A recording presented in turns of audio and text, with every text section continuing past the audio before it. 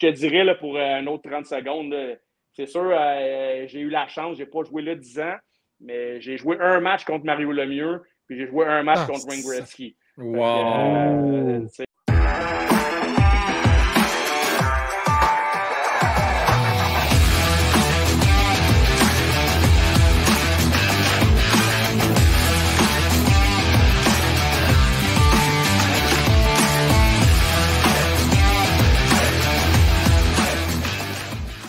Et sans plus tarder, les boys, on va accueillir nul autre, Éric Hood. Éric, salut, comment est-ce qu'il va? Hey, ça va bien, messieurs, ça va bien, vous autres? Mais ça va bien, toi? Ça va très bien. Good, good. Très, très bien. Merci d'être avec nous autres. Quand j'ai parlé avec Éric, je savais que c'était un gars occupé. Juste donner une idée, là, je pense que la veille, avant que je te parle, il s'en allait pour trois games back-à-back pour ton pré-camp. Ouais. J'ai le goût de te demander, c'est une des premières choses qui m'est venue en tête. Être entraîneur-chef, rendu à un certain niveau comme dans le Junior 3, ça peut demander combien d'heures par semaine à peu près, ce job-là? Ah, écoute, en heures, là, c'est une bonne question. Je vais dire, écoute, le gars, nous, on pratique juste à s'entraîner. Là, on est sur la glace 4 fois semaine. Il y a 2 matchs, donc un sur la route. Là, maintenant, on va être sur la route pour un bon petit bout, vu que la patinoire à Jean-Béliveau à Longueuil est en réparation. Puis par-dessus ça, il y a la préparation des entraînements, les vidéos. Tu sais, on n'est pas au niveau professionnel que j'ai un gars de vidéo qui travaille à temps plein, qui découpe les matchs ou qui présente ça aux joueurs. Donc, la présentation des vidéos, les meetings entre nous. Écoute, je te dirais, là, je vais dire 30-40 heures là-dessus, là, facilement. Avec le voyagement avant, après. Des fois, on joue loin. Là, ça paraît stupide, là, mais tu te rends à l'aréna, tu prends l'autobus, tu reviens après, c'est quasiment toute ta journée. Mais j'aime ça. C'est sûr, là, au Junior 3, je ne fais pas le salaire de Martin Saint-Louis, là, mais... loin de là. Mais je le fais par passion, tout dépendant des gars. Il y en a qui le font pour monter un peu plus haut, puis c'est correct aussi. Moi, je le fais parce que c'est à côté de chez nous, puis dans le coin, sur la Rive-Sud, c'est pas mal le plus haut calibre qu'on peut être entraîneur. Fait qu'on ne sait pas ce que ça va mener, mais ouais, c'est quand même beaucoup d'heures, mais comme je disais, j'adore ça. Fait que pour moi, c'est pas comme si je travaillais de 8 à 5 au bureau. C'est ça. C'est ça. C'est une passion. En tout cas, moi, j'ai pas l'intervention de travailler quand je fais ça, ce show-là avec la gang, tu sais. Fait que quand c'est notre passion, c'est... Non, c'est le fun, c'est le fun. Si j'ai une bonne gang de gars aussi, les kids, c'est des bons kids pareil. Il ne faut pas oublier, c'est pas le junior majeur, les gars. Là. Les gars ne sont pas tous à leur même place dans leur vie, les 17-20 ans. On s'entend, ce n'est pas les joueurs qui vont jouer dans la Ligue nationale demain matin non plus. Les gars vont à l'école. C'est beaucoup la blonde, il y en a qui travaillent. Donc, de jumeler tout ça, c'est pas évident, mais c'est quand même des kids assez sérieux. J'avais été surpris l'an passé de ça, des kids assez passionnés.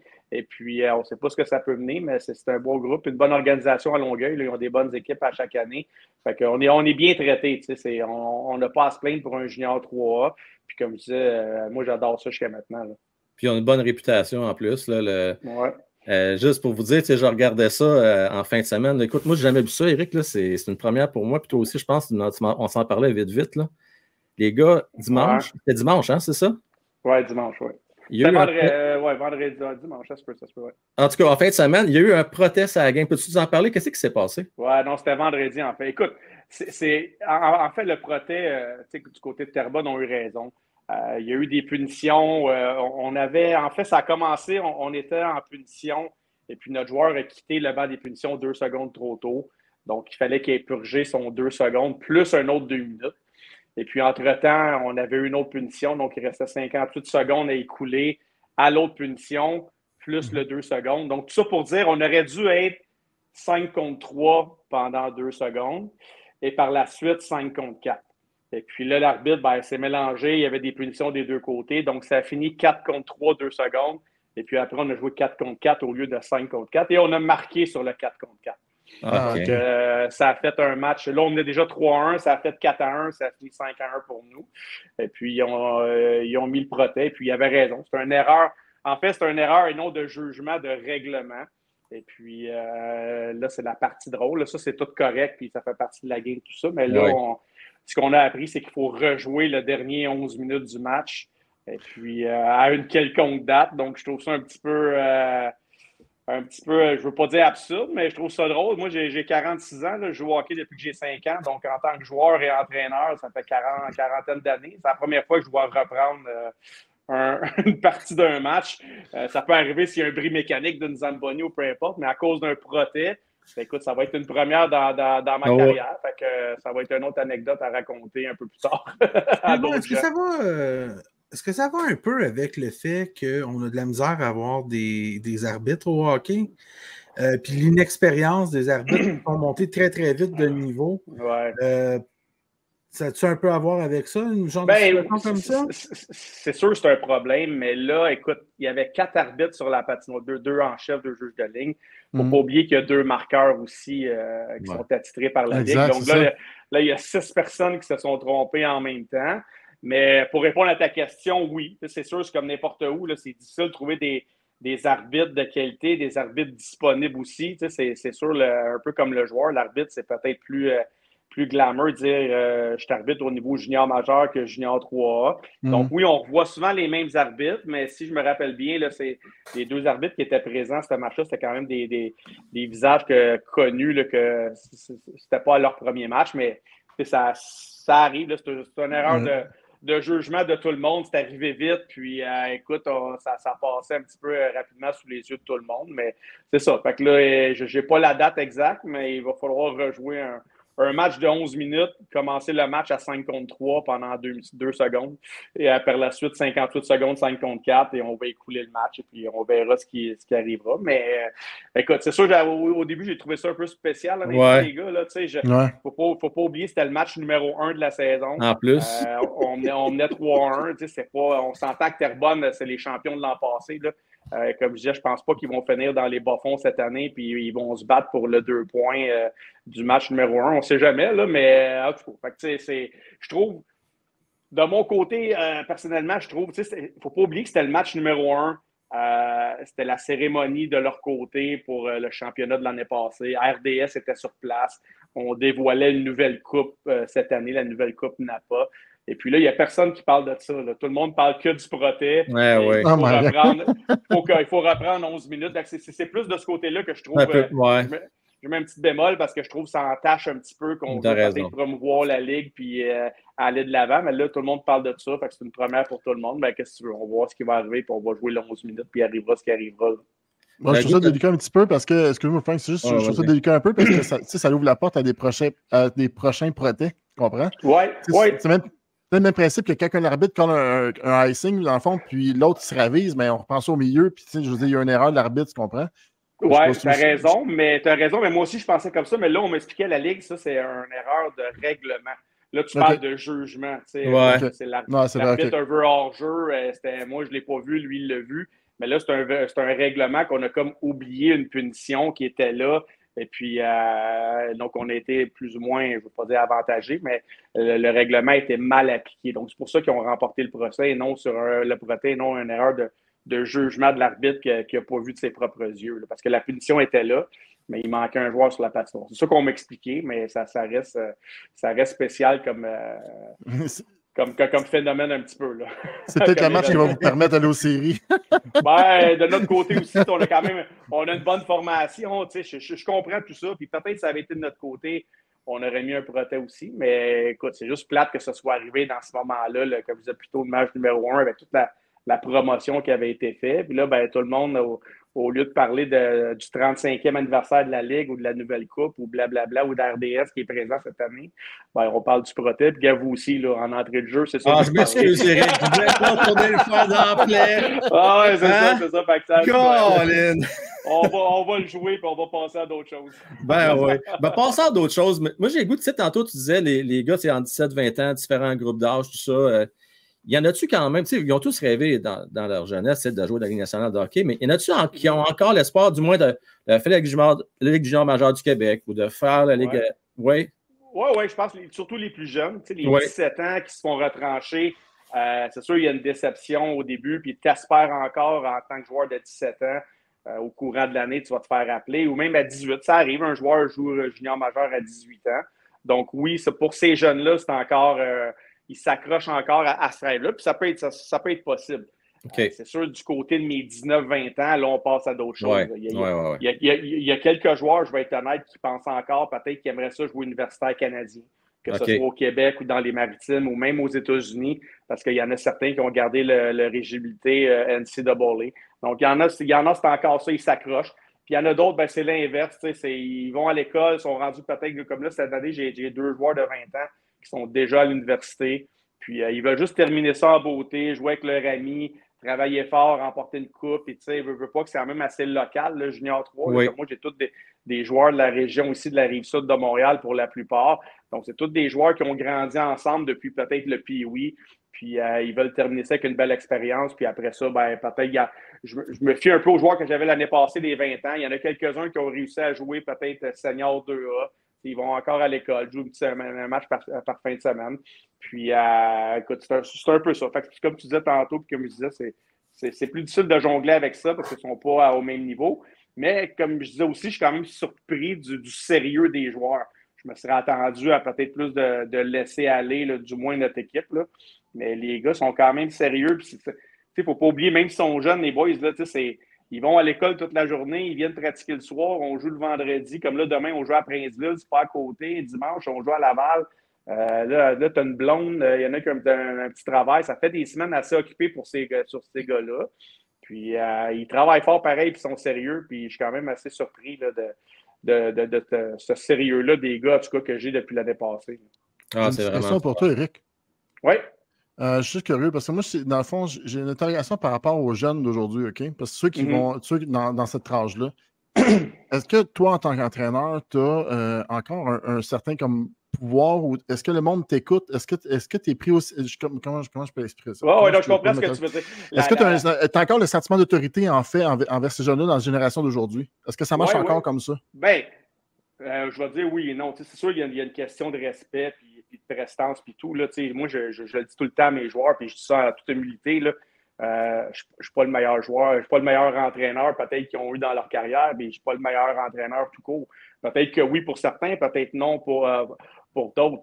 Mais c'est certain qu'en 2023, c'est plus comme à mon époque. Là, c'est plus dans le temps des Michel Terrien puis des gars comme ça, des John Tortorella, même qui sont encore là de nos jours, qui sont un petit peu plus hard. Puis, anyway, ça ne fonctionnerait pas avec les jeunes d'aujourd'hui. Les jeunes ont plusieurs options. C'est pas le hockey à tout prix. Puis, des fois, la ligne est mince entre, écoute, je vais jouer au hockey, puis si ça ne fonctionne pas, c'est pas la fin du monde. Je vais passer à d'autres choses. Donc, moi, je dirais qu'aujourd'hui, en 2023, c'est beaucoup plus de psychologie qu'autrefois. Tu as 20-22 joueurs, puis comme je disais tantôt, ils sont tous différents. Ils vont tous jouer pour des raisons différentes. Puis même si c'est junior 3 ou junior majeur ou même le pro maintenant, c'est vraiment de connaître tes joueurs puis qu'est-ce qui peut les allumer. Puis certains, ça peut être différent. Là, certains, il faut tes motives. D'autres, tu leur parles. D'autres, tu les laisses tranquilles. D'autres, tu les fouettes un petit peu. Donc, c'est vraiment tu peux pas se diriger seulement d'une façon, le groupe, parce que le groupe, anyway, n'est pas à la même place, puis ils n'ont pas des raisons de jouer pareilles. Donc, c'est ça. Je dirais que c'est plus de communication et de psychologie aujourd'hui qu'il y avait autrefois. Mais moi, je suis bien là-dedans, puis je ne suis pas un entraîneur non plus qui kick des poubelles puis qui crie après tout le monde. C'est pas ma personnalité, puis c'est pas mon rôle non plus, mais je te dirais, par expérience, ça ne fonctionnerait pas de toute façon aujourd'hui. Fait qu'il faut y aller différemment, puis je pense qu'avec une bonne communication, en tout cas, il faudrait que tu parles à mes joueurs, là. je pense que la plupart apprécient, puis c'est vraiment de tenter de les motiver avec des paroles, des phrases, des histoires ou peu importe, de trouver des façons différentes, de les rester accrochés puis de les allumer soir après soir. Là. Éric, j'ai une question boom pour toi. C'est un nouveau concept, nouveau show. Vas-y. Tu sais, il y en a qui disent la question qui tue. Moi, c'est la question boom. Vas-y. Avant le début de la saison, as-tu demandé à tes joueurs de voir leur téléphone cellulaire? Écoute, non, mais c'est une super bonne question parce qu'on a eu un meeting cette semaine, puis moi, j'ai dit non. Je veux dire, pas voir leurs photos et tout, là, comme Babcock, mais il y a beaucoup d'équipes maintenant, ce qu'ils font, c'est que quand tu rentres dans le vestiaire, tu laisses ton cellulaire à l'extérieur du vestiaire. L'entraîneur a un sac, une sacoche, une boîte, peu importe. Donc, il y a beaucoup d'équipes au niveau junior, pas seulement junior 3, mais junior majeur. Puis moi, je l'avais vécu au niveau midget 3 parce qu'il ne faut pas oublier maintenant, les jeunes, ils ont des cellulaires de plus en plus jeunes. Fait que, il y a certaines équipes qui fonctionnent comme ça. Je ne dis pas que c'est correct, pas correct, mais moi, pour le début de saison, écoute, je leur laisse leur cellulaire. Mais comme je disais aux joueurs, la seule et unique raison, c'est que je vous fais confiance. Mais je ne veux rien voir sortir du vestiaire ou du logo ou peu importe. Que ce soit, c'est sûr, un Snap, un Instagram, un Facebook ou un peu importe. Il n'y a aucune vidéo et photo qui sort du vestiaire ou de l'autobus ou dans la douche ou peu importe. Fait que l'an passé, ça a quand même bien été. Je ne dis pas que c'est parfait, peut-être des choses que je n'ai pas vues. Là, les snaps, c'est plus difficile à voir en jeunes, les Snapchat. Mais je vais prendre le côté maturité, puis mon leadership et mes vétérans de ce côté-là.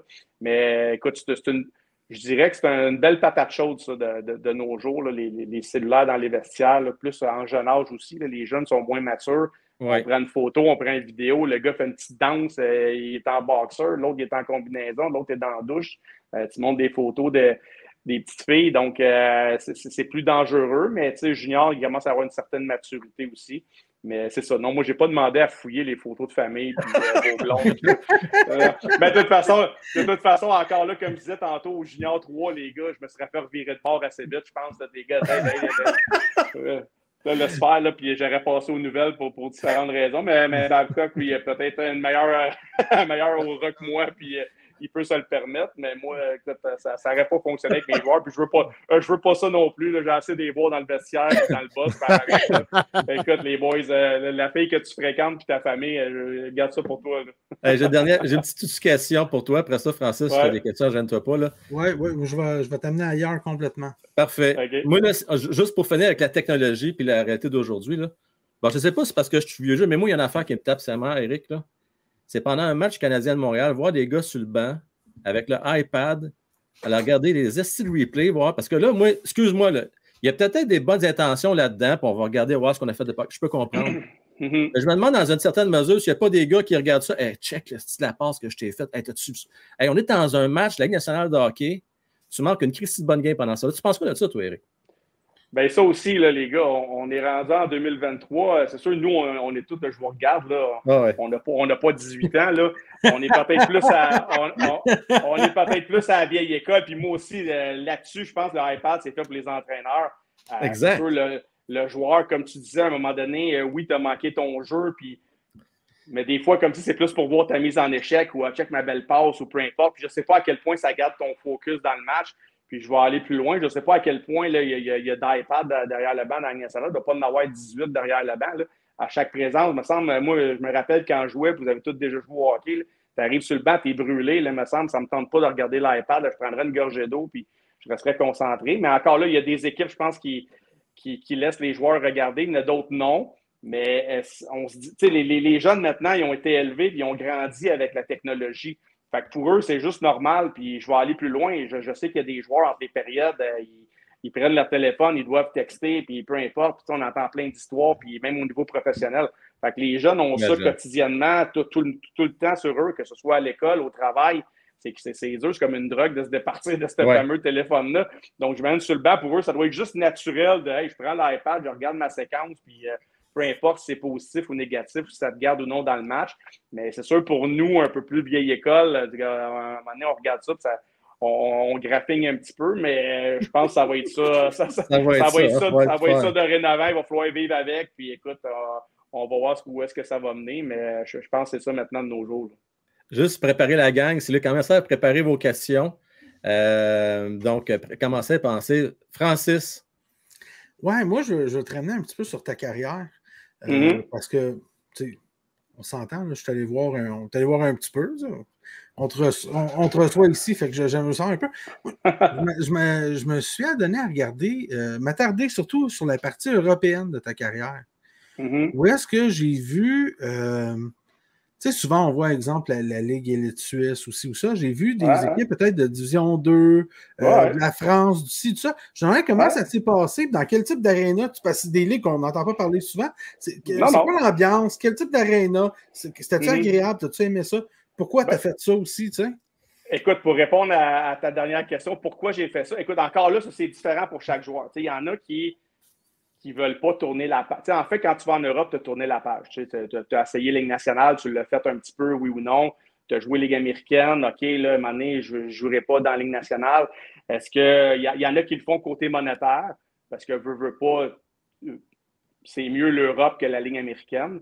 Même si la Ligue américaine, maintenant, il y a des très bons salaires, mais vu que c'est sans taxe, je ne sais pas si vous êtes au courant, mais mettons, je donne un exemple. Là, tu fais 100 000 dans la Ligue américaine. Mais en Europe, tu peux faire 100, 150, 200 000, mais c'est tax-free. Donc, tu as le 100, 200 à toi, c'est en euros, tu fais le calcul, tu joues moins de matchs. Donc, il y a des gens qui le font au côté monétaire, il y a des gens qui le font parce que, gars, j'ai réalisé mon rêve, je suis content, j'ai joué dans la Ligue nationale, puis là, je veux voir d'autres choses, puis je veux aller explorer un petit peu, puis ça me tente, après ma carrière, de dire que au lieu que je disais j'ai joué 12 ans dans la Ligue nationale ou j'ai joué de 4 ans puis 8 ans en Ligue américaine, je suis allé voyager un peu en Europe puis j'ai vu d'autres choses. Donc moi, c'était un peu comme ça. Tu sais, j'avais joué 5 ans ici en Ligue américaine. J'ai réalisé le rêve de tous les petits gars du Québec. Pour la plupart, c'est de jouer pour le Canadien. Et puis là, est-ce que je reste dans la Ligue américaine à jouer 72 matchs, faire de l'autobus? Là, c'est top jouer dans la Ligue américaine physiquement, mentalement, pas trop un gros salaire, ou je me dirige vers l'Europe. Puis, moins de matchs, on visite, on voit d'autres choses. Tu sais, ça ne revient pas ces années-là. Là, à un moment donné, tu as une blonde, tu as des enfants, puis c'est plus difficile. Donc, c'est comme ça que je l'ai vu. Puis, même chose pour les différents pays. Je n'ai pas hésité à changer de pays pour voir d'autres choses. Tu sais, des fois, c'était pas tout le temps côté monétaire. C'était plus, écoute, là, j'ai joué en Allemagne, j'avais joué en Suisse. J'ai même été en Italie, que je ne savais même pas qu'il y avait du hockey en Italie à l'époque. Et puis, j'ai terminé en France. Mais encore là, ce qui est drôle, les gars, c'est que tu sais, mettons, je vais donner l'exemple de la France, que c'est peut-être pas une puissance en hockey, puis les salaires, c'est pas ce qu'il y a en KHL et tout. Mais moi, j'ai joué à Rouen, puis on avait été tellement bien traités, puis tu sais, c'était plus facile la vie quotidienne, puis on avait gagné le championnat. Fait que j'ai aimé plus mon expérience de la France que, exemple, en Allemagne, que j'ai joué dans la grosse ligue, que là, c'est des gros salaires, puis il y a 10 joueurs étrangers en DEL qui ressemble un petit peu à une ligue nord-américaine ou une ligue américaine ici, c'est très fort. Qu'on n'avait pas une bonne équipe. Tu parlais d'anecdotes tantôt. Moi, en Allemagne, cette année-là, on jouait dans une patinoire que, à l'arrière du filet, il n'y avait pas de mur. C'était comme vide. OK. En janvier, février, on pratiquait avec nos cagoules, on avait le vent d'en face. Puis, c'était pas évident. Fait que c'est ça. C'est plein d'expériences comme ça, tout dépendant. C'est comme n'importe quoi. Là. Dans les ligues, tu as des bonnes organisations, tu en as des moins bonnes. Donc, ça dépend où est-ce que tu te diriges. Mais écoute, je le dis tout le temps à tout le monde, là, je pourrais sortir un film, puis 2, 3 séries, puis une couple de livres sur mes péripéties en Europe. Mais tu sais, c'est un bagage d'expérience. Puis après ça, tu rencontres du nouveau monde, tu te fais plein d'amis. Ma femme, à l'époque, est venue avec moi aussi, puis elle a voyagé. Puis tu sais, ça ne revient pas ces années-là. À un moment donné, tu deviens monsieur tout le monde, tu es marié, tu as 2 enfants, tu as une maison. Fait que je regrette rien de mon passage en Europe puis tout ce que le hockey m'a amené. Moi, j'ai apprécié ça à 1000 %. J'ai une question pour toi, Éric. Écoute, on a tous joué dans la rue. Tu l'as dit tantôt, c'est un rêve de tout bonhomme de jouer pour le Canadien. Écoute, on se souvient tous quand on jouait à la patinoire, puis on se prenait pour le Canadien, puis on se parle du 7e match de la Coupe Stanley. Le premier match que tu as joué dans la Ligue nationale, là. Okay, quand tu es allé jouer pour le Canadien, tu as joué au Centre Molson. Oui, au Centre Molson, oui. Centre Molson. Ouais. Je veux savoir, c'est quoi ton sentiment quand tu as mis le pied sur la glace, puis je veux savoir, c'est qui t'a le plus impressionné à l'époque quand tu joues pour le Canadien? Ton premier match, c'est qui t'impressionnait le plus? Écoute, longue histoire courte, là, c'est sûr, moi, j'étais un choix de. Il n'y en a même plus 9 rondes. Moi, j'étais un choix de 9e ronde du Canadien. Je ne suis pas un choix de première ronde. Puis, juste de signer un contrat, de se faire repêcher, puis juste j'avais vraiment bien joué dans la Ligue américaine, mais juste de se faire rappeler en partant, c'était comme une grosse surprise pour moi en premier. Là, j'étais content, mais pour tout le monde. J'étais pas un top prospect, comme on pouvait dire. Puis juste là, écoute, c'était comme wow, là, personne ne pouvait croire à ça. Puis mon premier match, moi, c'était pas au Centre Molson, c'était en Floride. Puis tu sais, je raconte souvent l'histoire, là, si on a 2-3 minutes, là. Éric, on a le temps que tu veux. Écoute, l'histoire, là, ça dure 5 minutes. Je le raconte à tout le monde. Là, puis c'est une belle histoire, pareil, là, une histoire de film. Là. Nous, on jouait dans la Ligue américaine. À l'époque, c'était Fredericton. Puis, c'était entre Noël et le jour de l'an. On jouait un match, on était en autobus, puis on jouait contre le club école des Devils du New Jersey, qui était à Albany à l'époque. Puis ça, c'était dans les grosses années de New Jersey qui était vraiment fort, là, avec Martin Brodeur et tout. Donc, la ligne américaine était vraiment fort aussi, Albany. Puis je me rappelle, on s'était fait démolir 6-1. Puis on s'en allait à Providence, qui était le club école des Bruins. Puis l'entraîneur à l'époque, c'était Paulin Bordelot. Puis il m'avait appelé dans l'autobus. C'est quand même assez rare que l'entraîneur veut te parler dans l'autobus. Puis il m'avait dit écoute, là, le kid, il dit t'es-tu prête? Là? Puis j'avais dit ouais, là, je sais pas, on venait de se faire planter 6-1. Là. Il dit ben là, il dit prends tes bagages, prends tes bâtons. Là, tu viens de te faire rappeler par le Canadien. Il dit demain, tu joues en Floride à 4 heures. Fait que, moi, écoute, je suis arrivé demain. Fait que moi, je suis arrivé à Providence. J'avais 2 paires de boxers. J'avais un habit à 50$ que tu achètes au Tech-Top à l'époque. J'avais ma brosse à dents. Puis là, écoute, le lendemain, je suis parti de Providence. J'ai pris l'avion. Le match, c'était à 4 heures. J'étais arrivé là, je pense, à 2 heures. J'étais arrivé vraiment flush, dernière minute. J'étais arrivé en Floride. Puis, tu sais, moi, comme je disais, j'étais un choix de 9e ronde. Fait que j'étais pas les gars me connaissaient pas trop. C'est qui, c'est Eric Hood. Puis même moi, j'ai connaissais parce que j'avais vu à la télévision, là. Mais je les connaissais pas personnellement.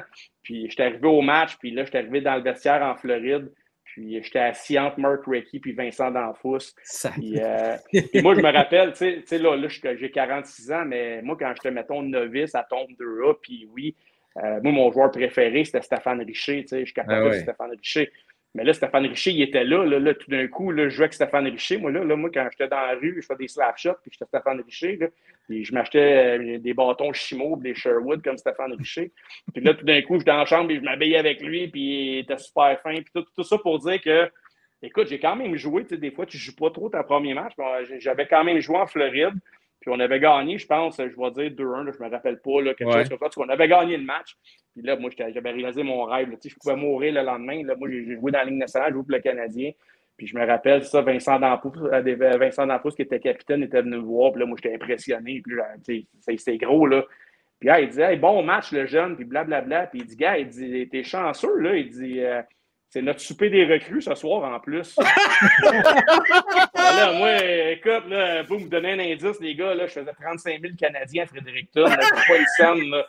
Fait que là, il dit, ben, gars, il dit, viens que nous autres, là, fait, pareil, tu vas te faire du fun. Puis là, tout d'un coup, là, écoute, je suis habitué de manger au Subway, là, dans la ligne américaine, là, puis je mange des pâtes puis des cacanes, là, puis là, tout d'un coup, j'étais à Miami, puis il y a des bouteilles à 10 000 sur la table, puis écoute, moi, je capote ma vie, là, premièrement, j'ai pas les moyens, là. Je ne peux pas payer ça. Puis les gars, dans le souper, ils étaient venus me voir. Puis ils ont dit, gars, on ne te fera pas payer. Là. Fait que, oh boy, là, je m'étais senti mieux. Puis, mais écoute, c'était ça. J'ai passé, dans 24 heures, j'ai passé de l'autobus avec mon Walkman, puis à prendre mon Pepsi Diète. Puis le lendemain, je bois du Louis Martin à 10 000 $, puis je ne sais même pas c'est quoi. Puis, tu sais, je mange des steaks et pas de même. Puis, je suis un Canadien de Montréal, là, tu sais, c'est hot, là. Moi, je suis dans les Canadiens, puis on a gagné à la game, puis j'ai joué, puis je me suis fait rappeler, puis je sais que ça va rester marqué à vie, puis moi, je peux mourir le lendemain, puis je vais rester un joueur qui a joué dans les Canadiens. Fait que c'est un peu ça l'anecdote que je raconte à tout le monde de mon premier match. Fait que, puis c'est ça, comme tu disais, là, mon joueur qui m'a impressionné, moi, mon idole, c'était Stéphane Richer. Fait que c'est sûr que hey, là, il était fin, il était gentil. Moi, je parle à Stéphane Richer, c'est rendu mon chum. Même encore aujourd'hui, je fais souvent des programmes pour les jeunes avec les Canadiens, comme anciens, puis je fais des petites pratiques. Puis des fois, Steph Rich, il vient avec nous autres, puis il signe des autographes. Puis moi, je suis encore content de le voir, là, je suis encore impressionné. Lui, il ne sait pas, je disais à chaque fois, là, moi, je suis content de te voir, tu es comme mon idole de jeunesse. Fait que ça, pour dire, c'était le joueur. Puis je te dirais, là, pour un autre 30 secondes, là, c'est sûr, j'ai eu la chance, je n'ai pas joué là 10 ans, mais j'ai joué un match contre Mario Lemieux, puis j'ai joué un match contre Wayne Gretzky. Wow! Fait que moi, je suis correct. Puis la game, c'était drôle parce que j'ai joué contre Mario Lemieux. J'ai joué contre Mario Lemieux, c'était au centre Molson. Puis je pense que c'était en 97-98. Puis écoute, premièrement, Mario Lemieux, il est gros là, en patin. Il est grand puis gros. Mais, hein. Puis écoute, juste pour dire, il avait quand même juste marqué 4 buts cette game-là. Tu fini -4 ce soir-là? Non, j'ai eu une punition, puis écoute, le power play à cette époque-là, je ne sais pas si vous vous rappelez des joueurs, là tu avais Lemieux, Jagr, Peter Nedved. Fait que c'était des gars de 6 pieds 3, 6 pieds 4. Je pense que ça avait pris 10 secondes, il avait scoré. Fait que je suis retourné au banc. Fait qu'ils ont scoré. Fait que c'est ça, comme je disais tantôt, j'ai tellement d'histoires, mais ça, c'est une belle histoire de mon premier match. Puis le fait de jouer contre Wayne Gretzky et Mario Lemieux. Fait que c'était vraiment impressionnant pour moi, là, en tant que gars qui les a regardés à la télévision. Je comprends donc. Je suis vraiment fier. Ouais, je suis vraiment fier de ça. Puis là, je raconte ça à tout le monde, par mes kids, puis tout. Mais j'ai pas joué longtemps, mais j'ai réalisé ce rêve-là, puis joué contre mes 2 idoles de jeunesse. Fait que c'est vraiment des beaux souvenirs que je garde avec moi. Je comprends donc. Je te comprends de raconter ça à tout le monde. Moi, je pense en homme sandwich écrit j'ai joué contre Mario puis Gretzky. Ah non, c'est impressionnant. Tu arrives au face-off puis il est là. Tu je vole du son hockey, je demande ça un autographe. Tu sais, t'as ce mindset-là, mais en même temps, il faut que tu joues à la game. Là, tu fais semblant que tu n'es pas impressionné, mais là, tes yeux gros de même, puis tu regardes. Fait que, non, c'est ça. Mais je pense que tous les jeunes passent par là. Tu sais, le jeune qui doit arriver aujourd'hui, il doit dire, je suis contre Crosby, je suis contre McDavid. Tu sais. Là, tu fais semblant que tu n'es pas impressionné, mais c'est sûr que tu l'es en dedans de toi, puis tu regardes à la télévision, puis là, à un moment donné, tu patines avec eux autres, puis c'est j'avoue que je le souhaite à tout le monde, c'est pas facile de se rendre là, mais je changerais ça pour rien au monde. Tu sais, Eric, tu as eu quand même des bonnes saisons malgré tout dans la Ligue américaine. Tu étais quand même dans quoi? Tu étais dans les meilleurs marqueurs de ton équipe, je me trompe pas. Ouais. Donc, j'ai fini 2 ans premier marqueur. Non, j'étais un bon joueur de Ligue américaine. Puis ça aussi, les gars, tu sais, parce que là, avec mon expérience, souvent, je parle de ça aux parents puis aux jeunes, puis qu'est-ce que ça prend pour monter en haut. Puis, tu sais, je le dis tout le temps, puis je le répète à vous, tu sais, les jeunes qui m'écoutent ou les parents, c'est sûr, si t'es pour être McDavid, puis Bedard, puis Crosby, puis ces super vedettes-là, go, c'est correct. Mais le reste, si tu veux accéder à la Ligue nationale, il faut que tu sois un joueur complet.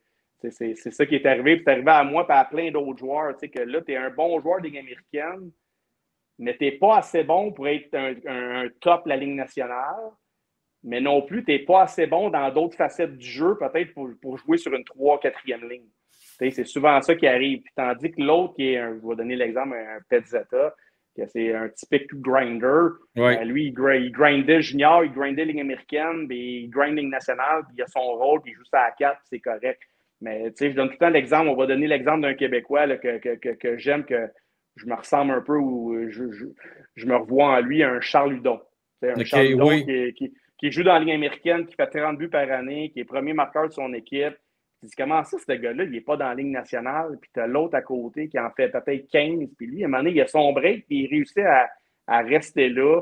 Ben, c'est ça, tu sais, Charles, il n'est peut-être pas assez, c'est un excellent joueur de hockey, peut-être un facteur qui n'a pas eu sa chance ou peu importe, mais peut-être pas assez bon pour accéder, pour être un top 6, puis peut-être qu'il y a des lacunes dans son jeu ou dans son style ou dans les morceaux de casse-tête pour dire on va le prendre ça à 3-4e ligne, il va faire un bon travail. Fait que ce gars-là, il reste dans la Ligue américaine. Ça reste un excellent joueur, un des meilleurs de la Ligue américaine, mais il n'a pas jamais réussi à s'établir comme régulier dans la Ligue nationale. Mais c'est comme tu disais tantôt, toi, tu disais que tu n'étais peut-être pas le meilleur coach que tes gars ont eu, mais cette expérience-là, comme joueur de la Ligue américaine, tu le vis un peu avec les joueurs des juniors 3A, tu comprends? Ceux qui n'ont pas réussi qui ne percent pas dans les juniors majeurs du Québec. Fait que tu étais bien placé pour les éduquer là-dedans parce que tu as connu ça un petit peu dans le fond. Parce que, écoute, je pense que moi, je t'envie, même si tu nous disais que tu aurais fini junior majeur, j'aurais été bien heureux, mais je t'envie pareil. Mais ce que je veux dire, c'est que tu es bien placé dans le fond pour expliquer ces situations-là parce que, en tout cas, je trouve que c'est bien que ça. Oui, non, mais l'approche que j'ai avec mes joueurs, puis je ne dis pas que c'est correct ou pas correct, mais en premier lieu, je veux que ça peut paraître quétaine, mais je veux qu'ils deviennent des bons êtres humains. C'est une étape de ta vie qui est tough. Là, on a tous passé par le cégep, on a tous fait ça, puis c'est pas les années que tu dis je sais que je vais faire dans la vie, puis je m'en vais là, puis ça va arriver. C'est un peu brouillon dans ta tête, puis c'est de juste s'assurer que les gars, que le hockey, ça les reste un petit peu, ça les garde allumés. Au quotidien, d'avoir un certain but qui est peut-être pas joué dans la Ligue nationale, mais on a un match vendredi, il faut que je me prépare, OK, je ne ferai pas le fou à soir, puis de les garder à l'école, écoute, il y a une vie après le hockey, puis encore là, c'est sûr, là, je suis un père de famille, puis je vois ça plus comme un papa, mais de les garder en santé aussi, là, c'est facile à cet âge-là de dévier, puis de t'envoyer des fois, tu les revois un peu plus tard, puis oh boy, ça a viré croche leur affaire, fait que c'est vraiment d'avoir des bonnes habitudes, les rendre heureux. C'est le fun de jouer au hockey, ces gars-là. Exact, c'est ça, c'est un jeu. C'est ça, tu vas jouer au hockey, tu vois ses chums, c'est pas toujours le fun dans ton cours de philo au cégep. Là. Fait que là, au moins, si tu sais que tu as une pen game le soir, puis peut-être tu vas prendre une bière après, ça te motive un peu, puis ta journée est moins plate, puis ça te garde ça a un certain encadrement, puis pour que ces jeunes-là, après ça, même s'ils ne sont pas des joueurs de hockey, ils vont avoir été à l'école, ça va être des bonnes personnes, des belles expériences, que ce soit des victoires ou des échecs ou peu importe. Donc, ça les garde sur la bonne voie pour après leur stage junior. Là. Éric, je ne vais pas trop abuser de ton temps. Tu as tout le temps pour 2-3 questions encore? Ah oui, vas-y. Excellent. Ça va bien, là. Je peux t'en raconter jusqu'à demain matin des histoires. Bon, mais écoute, Éric, attention. Dis pas ça à lui. J'ai déjà fait un 24 heures, Éric, je te dis ça, OK? Dis pas ça à lui. Là, je joue à Princeville demain. C'est pas Je veux quand même qu'on parle un peu du Canadien, puis après ça, je vais garder quelques questions du monde dans le chat. Okay? En passant, les gens, là, écoute, il y en a qui ont des frictions, sont vraiment contents que tu sois avec nous autres à soir.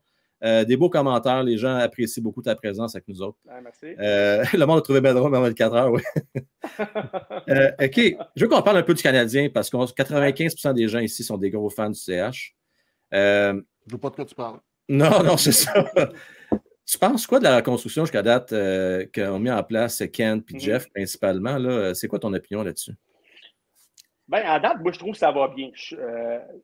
Ken Hughes, moi, je ne ferai jamais ça dans la vie. Je n'ai pas ça en moi, là, le côté directeur général, puis même que ce soit au niveau junior. Mais il faut être honnête, il a fait des bons moves, là, que ce soit Kirby Dack ou les trucs de masse salariale, puis aller chercher plein de choix au repêchage. Je pense qu'il a été excellent dans toutes les transactions qu'il a fait. On ne peut pas dire qu'il s'est trompé ou il n'a pas fait de coup de circuit, mais il a fait des bonnes choses. Plein de petites choses qui font en sorte que je pense tantôt ça va bien aller pour le Canadien. Est-ce qu'on va gagner la Coupe cette année? Ça, c'est une autre chose. Mais je pense que ce qu'il a mis en place est très bon. Moi, je suis content parce que tu vois que Ken Hughes, il est très intelligent. Là. On s'entend, là, puis je le dis à tout le monde, puis c'est triste. Là. Le Canadien, puis toutes les équipes canadiennes, mis à part peut-être Toronto, tu ne peux pas attirer des super vedettes avec les joueurs autonomes. Ils ne viennent pas. C'est tough. Puis même à ça, même côté de transaction, les joueurs avec les clauses de non-échange, je te dirais que la plupart, c'est les équipes canadiennes qui sont dans leur clause de non-échange. Donc, des fois, même via transaction, ça peut être difficile d'aller chercher des bons joueurs. Donc, c'est quoi l'autre formule? C'est justement aller chercher des choix, aller chercher des bons jeunes. Et puis là, c'est sûr, le groupe de dépisteurs a un gros travail à faire parce que là, il y a juste 7 rondes. Tu ne peux pas te tromper. Là. Si tu te trompes, ça peut faire mal quelques années. Donc, on va voir ce qui va avec Slafkowski. Mais on ne s'est pas trompé avec Caulfield, on ne s'est pas trompé avec Goulet. Là, Slafkowski, on va voir plus cette année. Mais on est sur la bonne voie. C'est quoi ton feeling pour Slaffy? T'en penses quoi? Écoute, moi, je pense que ça va être Non, mais je pense que ça va être un bon joueur. Je ne pense pas que ça va être une superstar. OK. Tant mieux si je me trompe pour lui. Mais je pense que ça va être un gros power forward. Je pense qu'il manque. On va voir s'il est capable de développer sa rapidité. Et puis, parce que c'est quand même un gros bonhomme, très lourd. À un moment donné, il y a comme un maximum de poids que tu peux perdre. Là. Moi, je l'ai vu personnellement là, au repêchage l'année passée. Puis, écoute, il a les épaules larges de même. Là. Tu ne peux pas lui dire jouer à 190 livres. Là, je veux dire, le gars, il va jouer à 220. Il est fait vraiment gros, massif, naturel, là, de nature. Donc, est-ce qu'il va être capable d'améliorer sa vitesse? Ça aussi, j'ai mes doutes. À un moment donné, je ne crois pas. Je n'ai jamais vu, moi, de gars de 20 ans arriver à 22 ans puis Connor McDavid, là, puis patiner à l'heure. Donc, je pense que ça va rester un bon power forward. Il va falloir qu'il soit bien entouré. Je pense que ça va devenir un bon shooter, un gars qui va se placer des retours de lancer. Mais c'est ça, il va falloir bien l'encadrer. Mais encore là, ça revient à ce que je dis souvent, ça dépend à qui tu joues. Si tu mets Slafkowski sur un 3-4e trio, il ne performera pas. Peut-être éventuellement, tu le mets avec Suzuki, Caulfield. Je ne sais pas qu'il va en marquer 50, mais il va faire plus de points que jouer sur une 3. S'il joue sur le premier avantage numérique, 1 minute 20, au lieu de jouer sur le 3e, puis une fois par 2 matchs, je vais demander, même dans tes mauvais matchs, tu vas avoir une coupe de points au tableau qui fait à la fin de l'année. Tu vois, le gars, il a fait une 60aine de points, bon joueur de hockey, ça ne veut pas dire qu'il a tout joué des bons matchs. Mais c'est ça, je ne pense pas qu'il va être un Hughes ou ces gars-là ou une super vedette, mais je pense que bien entouré, il va pouvoir faire du bon travail, mais c'est ça. C'est peut-être plus... Plus cette année qu'il aurait fallu avoir le premier choix, je pense. Ouais. Mais, tu sais, Eric, toi, tu as joué en Europe, puis nous autres, en tant que partisans, nous autres, tout ce qu'on voit, puis on a vu, c'est ce qu'on ressent l'année passée, c'est qu'on disait qu'il n'était pas prêt pour le jeu nord-américain. Puis on en parle, nous autres, en tant qu'amateurs, mais toi, tu l'as vécu, tu as joué là-bas. Y a-t-il une si grosse différence du jeu physique qui fait en sorte que là, t'en arrives à ici, il faut que tu penses de te lever à la tête? Il y a une basse cette année. L'année passée, là, écoute, Éric, tu l'as vu comme nous autres. Là. Oui, puis ce qui arrive en Europe, vu que les patinoires sont plus grandes, tu as beaucoup plus d'espace avec la rondelle. Temps de prise de décision aussi. Là. Exactement. À moins que tu sois McDavid et un Hughes de ce monde qui est agile incroyablement avec une rondelle. Tu regarderas, les gars, la rondelle ne reste pas longtemps sur la palette. Là. Tandis qu'en Europe, tu as un peu plus de temps, la fraction de seconde pour te lever la tête, pour peut-être faire un jeu individuel. Lui, c'est un gros bonhomme en protection de rondelle. Les coins de bande sont vraiment plus loin. Donc, c'est sûr que ça devait l'avantager. C'est quand même un gars très talentueux. Donc, c'est sûr qu'il y avait plus de facilité. Là, tu arrives ici, justement, les gars sont plus rapides. Tu as moins d'espace. Les gars font beaucoup moins d'erreurs. Tu restes un gros bonhomme fort physiquement, mais il y en a d'autres, des hommes dans le national qui sont capables de te contrer un contre un. Peut-être en Europe, tu as peut-être, je ne sais pas, je vais dire n'importe quoi, tu as peut-être 4 joueurs par équipe qui pourraient te contrer un contre un. Ici, dans la Ligue nationale, tu en as peut-être 15 dans l'équipe qui sont capables de te contrer un contre un. Donc, c'est ça. C'est toutes des petites choses qui font en sorte que est-ce qu'il était prêt? C'est sûr, là, c'est facile à dire après. Après la leçon qu'on a vue, c'est facile de dire non parce qu'on l'a tout vu. Ouais. On l'a tout vu. Est-ce que ça aurait été mieux de le mettre à Laval une saison? Est-ce que ça aurait été bon? Moi, j'aurais vraiment pensé, sincèrement, les gars, que Montréal lui aurait donné un 10 matchs, puis après, on l'aurait envoyé à Laval. Là, c'est pas arrivé, puis on l'a gardé, puis il s'est blessé. Ça aussi, ça fait partie de la game, là, les blessures. J'ai jamais vu un gars, moi, pas jouer au hockey puis se développer. Est-ce que ça va paraître cette année qu'il n'a pas joué la moitié de l'année? C'est quand même un gars de 18 ans, puis que ce soit professionnel ou on le voit beaucoup côté junior, entre 18 et 19, entre 17 et 18, c'est un monde de différence. Là. Des fois, tu vois un gars qui arrive junior, il fait 30 points, puis l'année d'après, il en fait 100. Ton année apparaît beaucoup dans ces âges-là. Lui, il n'a pas joué la moitié de l'année. Ça va dépendre. Puis il y a beaucoup, moi je le dis tout le temps, les gars, le professionnel, c'est beaucoup mental, comme dans n'importe quel sport. Il ne faut pas qu'il commence à penser ou à douter de lui-même ou sa confiance. À un moment donné, c'est dur à retrouver, ça. Donc, ça va être quand même une saison assez... j'ai hâte de le voir. Ça va être important pour lui de ne pas arriver l'année 3, puis il y a eu une année blessée, que ça n'a pas bien été, qu'il n'était pas prêt. Une deuxième année un peu scrap parce que pour X raisons.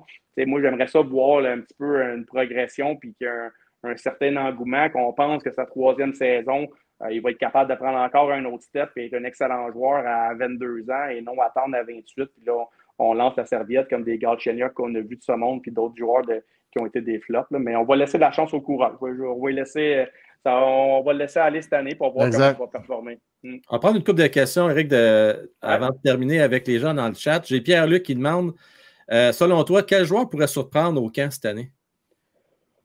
Ben, écoute, il y aurait Mailloux, ça serait-tu une surprise? Moi, écoute, je parlais à un moment donné là, à Francis Bouillon, puis il était très haut sur sa liste de prospects. Lui, il s'occupe de ça, puis il avait dit qu'il l'avait vraiment trouvé bon. Est-ce que défensivement, il va être assez bon? Est-ce que lui, ça, on pourrait donner le début de saison? Je pense que c'est pas possiblement le joueur que je pourrais voir qui pourrait percer la formation. C'est un droitier, tu sais, Barron. Est-ce qu'il pourrait déloger un Barron comme droitier côté défenseur? Parce qu'à l'attaque, écoute, je vois pas vraiment qui pourrait, même si Owen Beck, on lui a donné un match l'année passée. Je pense que puis tu sais, il ne faut pas oublier, il y a les contrats one-way aussi. Des fois, là, est-ce qu'on envoie un vétéran dans la ligne américaine, balotage, faire un peu de bisbee dans le vestiaire pour donner. C'est genre un mieux pour ne pas le nommer, le genre, là? Oui, c'est ça, exactement. Où on dit aux jeunes gars, tu as un bon camp, il te reste encore une année, va à Équipe Canada, ou va jouer dans la ligne américaine, ou va représenter ton pays, puis on se reverra l'année prochaine. Mais tu sais, je ne vois pas beaucoup de places de disponibles. Là. Puis comme je dis à tout le monde, c'est triste, mais tu sais, on s'excite beaucoup avec les joueurs juniors, là, puis ils étaient tous bons juniors, mais on le voit avec Slavkovski, la marche est très haute. Fait que même si c'est un bon camp, ça reste un camp d'entraînement que tu joues contre d'autres joueurs, pas trop Ligue nationale, contre des gars souvent qui sont sur la bubble ou des gars juniors. Donc, quand la vraie saison arrive, c'est une autre chose. Puis l'autre chose, c'est de jouer aussi, là, de faire l'équipe, c'est de 1. Mais c'est pas mieux si t'es 13e attaquant ou 7e défenseur puis que tu joues jamais. Donc, à part de Logan Mailloux, là, écoute, peut-être que je vais me tromper, mais j'en vois pas un qui pourrait peut-être faire l'équipe. Henneman, t'en penses quoi? Ben moi, je l'ai bien aimé. Puis je l'aime beaucoup. Puis même cet été, tu sais, je donne une petite anecdote de même. Là, moi, je faisais des camps avec les jeunes des Canadiens. Puis je l'avais vu sur la glace, il pratiquait avec les gars, des 4 contre 4. Puis même l'année passée, c'était un gars qui passe sous le radar un peu. On n'en parle pas tant que ça. On l'a eu une chance. Il est très bon. Il est très bon. Ça doit être, moi, je pense que ça pourrait être le gars qui pourrait être le premier rappel. OK. Il a commencé l'année à Laval, puis là, ça va bien, lui. On sent qu'il n'est pas loin, on lui donne une chance. Viens voir qu'est-ce que tu as dans le ventre au niveau de la Ligue nationale. Mais oui, c'est un gars je pense qu'il a beaucoup d'habileté. C'est un gars qui n'est pas loin ou avec une certaine chance pourrait jouer dans la Ligue nationale. Là. Moi, je l'aime beaucoup, là, même si personne n'en parle. Là, mais c'est un gars que quand j'ai vu jouer, lui, il n'est pas loin. Là. Écoute notre show parce que moi, je l'aime bien. L'année passée, j'étais allé une des parties que je suis allé voir, c'était en pré-saison. Un des joueurs qui m'avait beaucoup impressionné, c'était lui.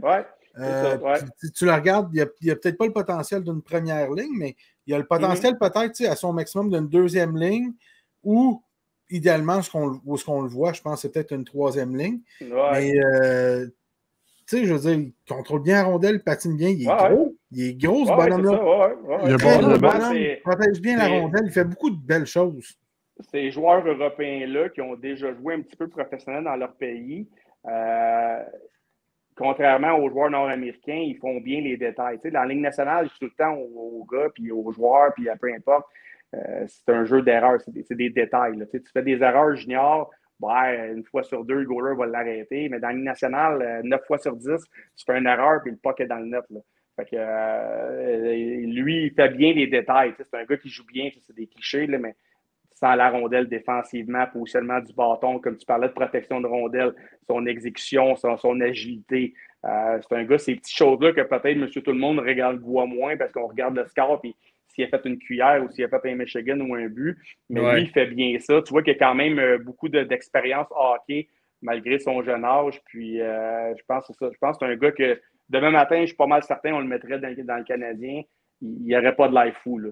Il serait capable de bien se débrouiller, je pense. Eric, tantôt, tu disais que tu as joué contre Gretzky le mieux.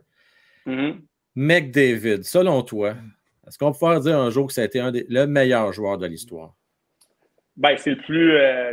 écoute, c'est sûr, c'est le plus talentueux, c'est le plus électrisant. Là.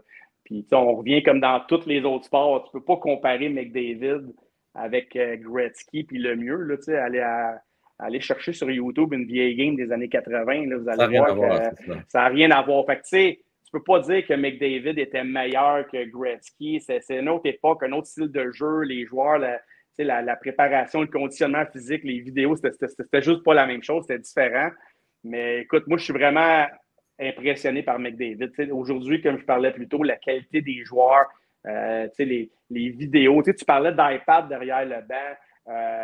La nutrition, les gars sont tellement tous ça coche, bien encadrés. Ce gars-là, il réussit quand même à faire 150 points avec la qualité des gardiens de but. Écoute, il patine. Vous êtes allés voir un gars, les gars, allez voir un match live. Là. Mettez-vous au niveau de la bande. Là. Ça patine en tabarouette dans le national. Lui, on dirait souvent qu'il joue avec des pee-wee puis il contourne les gars. C'est fou, hein? C'est exceptionnel. Puis souvent, tu vas avoir des joueurs très, très, très rapides, mais les mains ne suivent pas. Aucun finish, attends. Ouais, mais lui, les mains, ils suivent. Là, il y a des mains rapides qui est capable de suivre sa rapidité, puis son contrôle de rondelle, son changement de direction. Écoute, moi, je suis vraiment impressionné qu'un gars dans 2023 domine tant que ça. C'est très impressionnant. Ah oui. Écoute, j'aurais une avant-dernière question pour toi parce que je veux pas... Tu as mis en lumière quelque chose qui nous inquiète tous, puis on n'ose pas trop en parler. Tu sais, ça fait 30 ans qu'on n'a pas vu de coupe au Canada. Tu sais, Puis, Jean-François pose la question, tu sais, pourquoi là, que c'est difficile d'attirer des joueurs autonomes? Puis là, il soumet des suggestions. Est-ce que c'est la température, les impôts? Puis l'autre point qui me gosse, là, je ne sais pas si ça peut jouer dans la balance, les journalistes, la pression, les médias, les fans, est-ce que tu penses que ça peut jouer aussi en défaveur d'une équipe canadienne? Je vais dire oui pour certains joueurs, pour d'autres non. Okay. C'est sûr, là, encore une fois, les gars, on est en 2023. Là, toi, déjà jouer dans la Ligue nationale, c'est difficile. De rester là, c'est encore plus difficile. Puis là, d'être un bon joueur, c'est une autre étape. Puis là, à un moment donné, tu arrives à ton autonomie. Là, souvent, tu es rendu à 27-28 ans. Tu n'as pas 22 ans. Puis là, tu as ta blonde. Puis là, écoute, on s'en va-tu à Calgary ou on va s'en aller à Anaheim ou Los Angeles? 9 fois sur 10, ta blonde va dire « Ouais, je pense que j'aime mieux aller magasiner à Los Angeles puis à Anaheim. Calgary, tu iras tout seul ou tu iras en fin de carrière. » Fait que c'est sûr, les marchés canadiens, c'est moins sexy. Oui, tu parles de température, l'impôt, oui, la pression journalistique, la pression du quotidien. C'est pas vrai que tous les joueurs, là, les gars, ils disent « Ah, moi, j'aime ça, puis je suis content de porter le CH, puis je veux gagner la Coupe Stanley. » Il y en a qui veulent juste qu'on les laisse tranquilles, faire leur argent, jouer au hockey, s'amuser, puis ils arrivent chez eux, puis ils flattent leur chien, puis ils sont avec leur blonde. Fait que quand tu viens ici, ben c'est d'autres, je ne veux pas dire problème, mais c'est d'autres choses que tu as à gérer que juste ta petite personne, parce que là, tu as des journalistes, puis ça parle de toi, puis tu t'en vas à l'épicerie pour au dépanneur, puis ta blonde, c'est la même chose. Donc, c'est ça qui fait en sorte que je pense que les joueurs se dirigent. Puis, les gars dans la Ligue nationale, c'est un groupe, hein, ils sont 700 joueurs, puis comme vous au travail ou n'importe où. Fait que, les gars, ça se parle. Ah oui, New York, c'est vraiment malade, on va là, puis quand ils vont sur la route, ils aiment ça, puis viens là, puis ton chum est là. C'est la même chose que ce soit Boston, Chicago. Fait c'est sûr qu'ils partent avec une longueur d'avance, puis on le voit, là, les équipes canadiennes, là, puis même les bons joueurs qui sont là, on le voit avec DeBrincat à Ottawa, ne sont pas trop intéressés à rester. C'est ça. Fait que, non, moi, j'aime mieux jouer aux États-Unis, puis je suis dans mes affaires, puis ça ne me tente pas de rester à Ottawa, puis ça va être bien le fun de jouer à Ottawa, c'est le fun, là, mais c'est ça. Mais pour répondre à ta question, ça va être extrêmement difficile. Ça va prendre une équipe un peu comme Toronto qui ont réussi à avoir par Edmonton va être pas pire, non? Ben, je veux dire, je comprends que le climat n'est pas le fun, mais tu joues avec McDavid, Colin. Ouais, mais je ne sais pas si c'était Edmonton, mais c'était. Non, je sais. Mais c'est toujours moins pire que Winnipeg, mais Ottawa et Winnipeg, c'est terrible, terrible. Ottawa, c'est terrible. Personne ne veut rester là.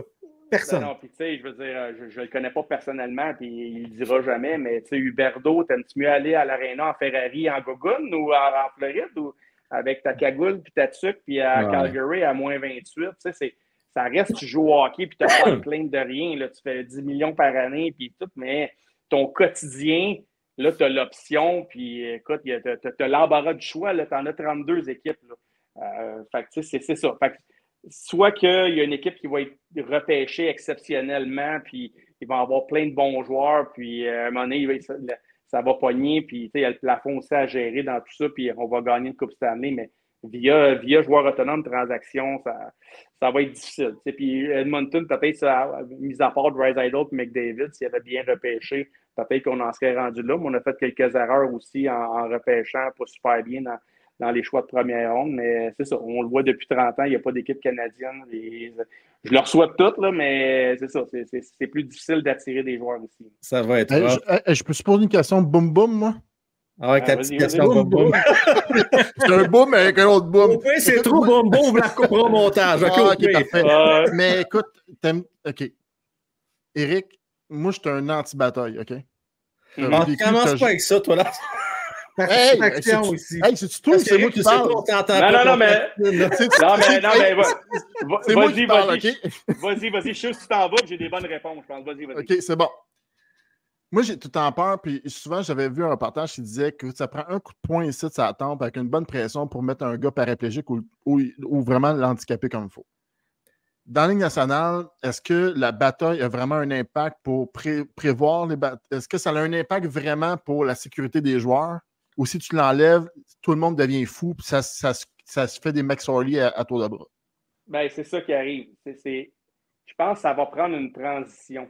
C'est sûr, il y a une certaine culture au hockey. On parlait tantôt, il va y avoir une game des années 80 avec aujourd'hui. C'est sûr, demain matin, tu enlèves les batailles complètement.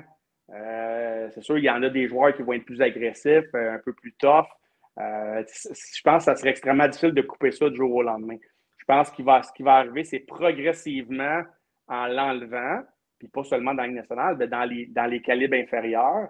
Là, maintenant, à un moment donné, tout le monde qui va accéder au hockey professionnel, anyway, ils ne se seront jamais battus, puis ils n'auront pas vécu ce genre de match-là, ou ce genre de culture-là, ou le genre de mot intimidation, ou de code, ou qu'est-ce que tu vas appeler. Ils ne l'auront jamais vécu. Donc, quand tous ces joueurs-là auront grandi là-dedans, ben, ça va être comme ça dans la Ligue nationale. C'est ça qui arrive présentement. On en voit de moins en moins parce que les gars, ils se battent plus juniors ou presque plus. Donc là, le gars, il ne peut pas dire, moi, je m'en vais jouer pro parce que je me battais. Tu sais, le gars qui accède au pro, parce que c'est un bon joueur de hockey. Fait que oui, tu as tout un Jack-Eye, OK, c'est un gros bonhomme puis tout, mais tu en as de moins en moins de ça. Donc, je pense que ça va prendre quelques années pour enrayer tout ça. Puis c'est sûr, l'élément 1, c'est l'arbitrage. C'est sûr qu'à un moment donné, à se taper dessus, si on colle rien. Mais moi, je pense que ça va prendre un petit bout. Il y a comme une transition. Puis on le voit en Europe, il n'y a pas de bagarre. C'est sûr, des fois, ça joue du bâton. L'arbitrage est moyen. Mais tu sais, je donne souvent l'exemple des collèges américains, que c'est de l'excellent hockey. Les gars, ils ont de 18 à 24 ans.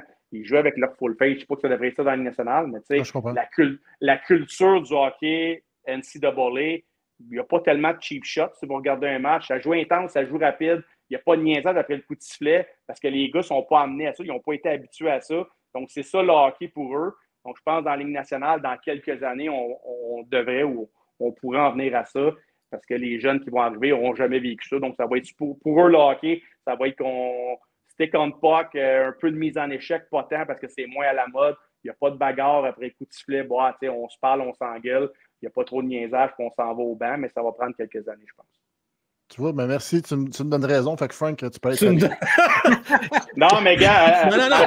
C'est pas vrai, non, mais à l'inverse, mettons Georges Larac, qui est un de mes bons amis.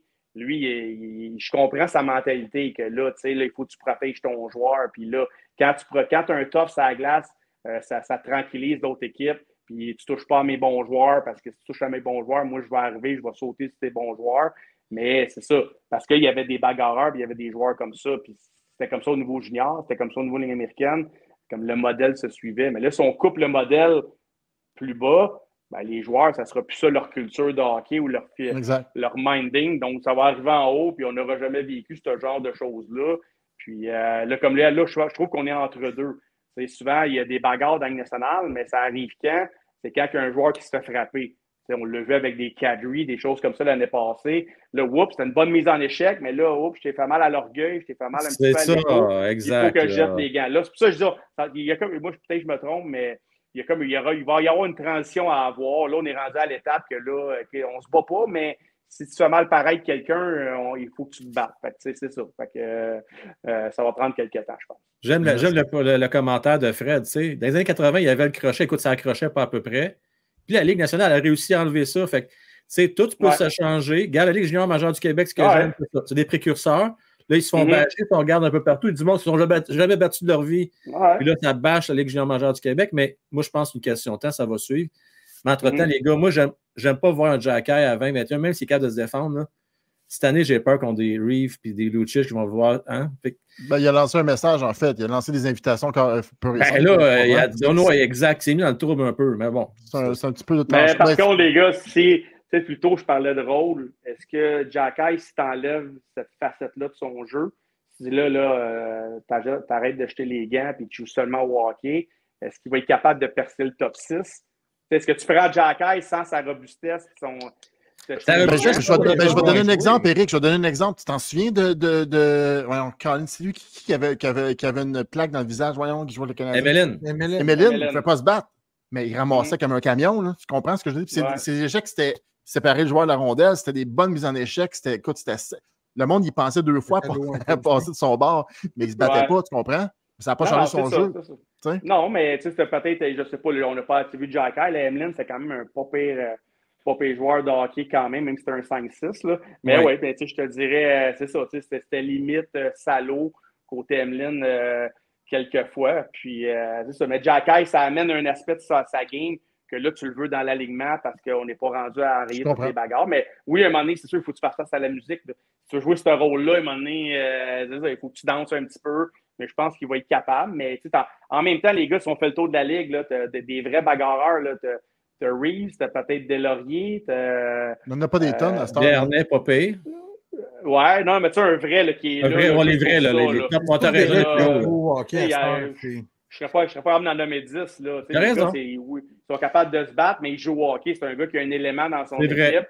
C'est ça. Fait qu'il n'y en a pas beaucoup. Là. Ça va aller qu'il n'y en aura presque plus. Ça va être du hockey skill. Tant mieux, le gars qui va amener une certaine robustesse va avoir une autre facette, une autre carte dans son jeu. Exact. Ça va faire de lui un meilleur joueur. Mais ça aussi, d'ici de quelques années, là, ton gars de 4e ligne va avoir des skills. les skills auront pu. Tu n'auras plus un edge sur un autre si tu as des skills comme que tu as présentement ou que tu avais dans les dernières années, parce que tout le monde va avoir des skills. Maintenant, tu vois, les gars, ils ont 10 ans, puis ils ont des mains, puis ils font des Michigan. Dans quelques années, comme maintenant, le conditionnement physique, qu'à l'époque, le gars qui était en shape, il y avait un avantage. Le gars, il est en shape, on va le prendre. Là, maintenant, ils sont tous en bonne condition physique, là, peut-être à part de Kessel, mais le reste sont tous en bonne condition physique. Tu n'as plus l'avantage sur l'autre joueur à côté de toi. Moi, je suis en meilleure condition physique, ils vont me prendre, je vais faire l'équipe, je suis bien meilleur que toi. Ils sont toutes des machines, ils s'entraînent depuis qu'ils ont 12 ans, puis c'est plus un facteur maintenant. Tu parles de skills, il y a du monde dans notre communauté qui ont horreur les Michigan, puis ils trouvent que c'est de l'anti-hockey, puis tout. Mais je regarde les joueurs qui ont des skills. Là, je ne pourrais pas te dire les noms, mais les jeunes les connaissent. Là. Ceux qui font des pleins de simagrées avec leur hockey, ils sont plus populaires que des joueurs de hockey. Ben oui. Ils ont au-dessus de 300-400 000 followers. C'est pas des millions. Moi, j'ai des garçons, là, Zach Bell là, sur les réseaux sociaux. Oui, exact. Soit Gippy, c'est deux gars qui ont des millions de followers. Exactement. Mais souvent, ce que je dis aux gars, c'est un peu comme au basket, les Harlem Globetrotters. C'est ça. Ils sont bons, ils font des choses incroyables, mais ils ne sont pas assez bons pour jouer dans la NBA. Mais c'est la même chose, ces gars-là, ils font des affaires dégueulasses. C'est malade ce qu'ils font avec leur bâton et la rondelle. Dans un 5 contre 5 dans la Ligue nationale, c'est pas assez bon. Mais ça. Moi, je trouve ça quand même bien parce que j'aime mieux que les gars triplent là-dessus que tu aies un compte. Exemple, tu sais, comme nous autres, on était jeunes, là, c'était les tapes à Don Cherry. C'est vrai? C'était pas la même oui. C'était les Don Cherry, c'était les Big Hits, puis les batailles, puis les ça, puis il était là. Rock'em Sock'em, c'est ça? Oui, les Rock'em Sock'em, c'est ça. Mais c'est ça. On parlait de culture. Ben, c'est ça. À cette époque-là, la culture, moins au Québec, parce qu'on était reconnu pour avoir des skills, mais la culture ontarienne, puis dans l'Ouest canadien, on est tough, on est gros, on brasse, on se pogne, on dompe le puck dans le coin, puis on va déranger le gardien. Mais ça comme là, on le voit, ça change maintenant. Le jeune, il ne regarde pas ça. Lui, il regarde le Michigan, il regarde mon Swaggy qui arrive en échappée, qui fait 2-3 pirouettes. Puis, c'est ça la nouvelle génération. C'est sûr, les old school, ils n'aiment pas ça. Mais ça fait spectaculaire. Puis c'est une entreprise, là, hockey, là. C'est vendeur. Là, on va voir un match. Là, c'est plus le fun de voir une game 7-6 avec plein de buts qu'un match 2-1, puis on joue la trappe, puis comme on voyait en 1996. Là, fait que, ça vend bien comme le basket. C'est plus le fun de voir un dunk qu'un lancer un petit Hollywood. Puis même chose au baseball. Hein, c'est plus le fun d'un coup de circuit qu'un petit bon pour faire avancer ton gars. C'est ça. Fait que c'est ça. C'est plus vendeur. Hey, Matt, je vais te faire plaisir là, pour ceux qui sont des anti-bagarres. Là. Moi, j'ai appris quelque chose. Je ne me souviens pas où est-ce que je l'ai vu à la télé ou à quelle émission, mais les Remparts de Québec qui ont gagné la Coupe Memorial, là, ils ont eu une seule bagarre l'année passée. T'sais, comme quoi que tu n'es plus obligé de te battre aujourd'hui pour pouvoir gagner. C'est plus comme c'était. À cette heure, c'est le talent qui prime. Fait que, veux pas, c'est là qu'on s'en va. C'est juste que pour l'instant, je pense qu'on en a parlé tantôt avec l'arbitrage qu'on a. C'est pas encore dans nos mœurs. Puis moi, j'haïs ça comme Eric, comme tu disais. Moi, les histoires de. Ouais, non, j'ai voulu te faire plaisir, fait exprès. Mais tu répétais ça, je vais te faire ton transfert intéressant tantôt.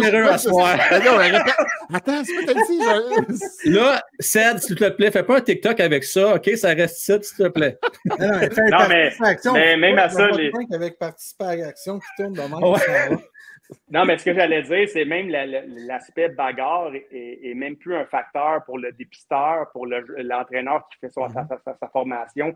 Tu prends plus un joueur pour dire « lui, ça va être notre top, il va se battre cette année, il va nous protéger ». C'est plus dans l'équation. Maintenant, oui, tu prends un skill, là, j'aime mieux le patineur, j'aime mieux le gars qui bloque des shots, j'aime mieux le gars défensivement, mais l'aspect bagarre est même plus là-dedans. Là. Je ne sais même pas si c'est aussi vendeur qu'avant, en fait. T'sais, aux États-Unis, oui, tu regardes les présentations d'avant-match, c'est des gros hits. Tout ça. Aux États-Nis, c'est encore bien fort, dans le coin des Philadelphie, Boston, tout ça. Ouais. Tu regardes Trevor Zegras, c'est pas lui qui va ramasser quelqu'un sur le bord de la bande. C'est plus lui qui va faire un encore Michigan, là, même si on est de la nouvelle génération, si tu regardais les matchs de la Ligue nationale ou un match junior, quand il y a une bagarre, généralement, les gens sont debout. Ben oui. Fait que c'est ça. Faut pas jouer non plus à 5 touches. Oh non, j'aime pas ça. Quand il y en a une, les gens sont dedans et ça met de l'action. Fait que c'est ça. Fait que ça dépend de quel côté tu vois ça. Okay, dernière question qui va durer 30 secondes. Bon, OK, Francis, si jamais. OK. Ben, oui ou non, ça va être bien facile. Oui. On doit dire un gros merci aux Hurricanes de la Caroline qui ont première équipe et qui ont dit on ne prend pas de batailleurs, qui ont mis des cheerleaders, qui ont. C'est vraiment une organisation progressiste, selon moi, là, mais on leur doit tout ça? Ben oui, parce que, tu sais, tantôt, on parlait, tu sais, les gens, là, c'est de nature humaine. Tout le monde est réticent au changement. Puis, tu sais, je ne suis pas un gars de business, là, mais tu sais, on regarde le hockey, qui est un sport très conservateur, là. C'est contrairement au basketball ou le football ou le baseball, tu sais. Fait qu'eux autres, on amène quelque chose de funny, qu'au début, tu fais que c'est ça, là. On n'est pas dans le pee-wee, là, faire vos niaiseries après une victoire, mais c'est le fun, c'est vendeur. Le jeune regarde ça, puis il aime ça. Là. Le nouveau partisan là, qui a le choix, est-ce que je vais regarder une game de basket ou de hockey? Lui, il est content de voir les Hurricanes de faire leur clown au milieu, puis après une game, c'est le fun. Là. Mais au hockey, on est très conservateur. Puis même, je dirais, dans nos athlètes, tu sais, je veux dire, à un moment donné, je donne une anecdote, là, je parlais à un gars de Bauer. Là.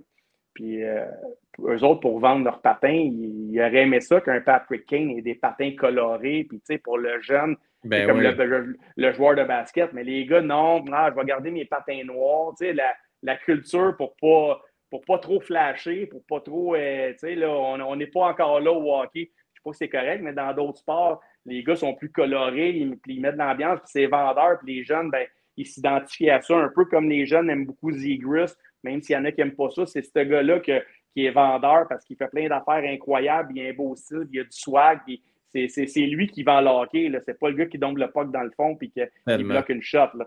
Fait que c'est ça. Encore une fois, ça revient à si on est en vieille école ou on est plus 2023. Là. Puis c'est ça que, écoute, j'ai vu aujourd'hui, les contrats de la MLS, la ligue de soccer, vont atteindre l'équivalent de la Ligue nationale. Je pense que la Ligue nationale sont trop réticents vers le changement. Puis c'est ça je pense, qui leur nuit au niveau des contrats télévisuels. Écoute, c'est pas normal qu'une ligue de soccer qui vient tout juste d'arriver, qui est en train de rivaliser avec. Tu comprends? Je sais que le soccer, c'est plus populaire, plus accessible, tout ça. Je suis conscient. Mais c'est pas normal qu'avec une institution, une ligue nationale qui est là depuis tant d'années, n'est pas capable d'avoir des plus gros contrats. Je pense que c'est justement ça, c'est que le hockey n'a pas assez changé. Je pense qu'on a besoin, comme des Hurricanes, de créer justement des happenings. La génération est nouvelle pour aller chercher la nouvelle clientèle. Je pense qu'ils sont archaïques encore un petit peu dans la Ligue nationale. C'est ça le mot chercher, c'est archaïque en fait.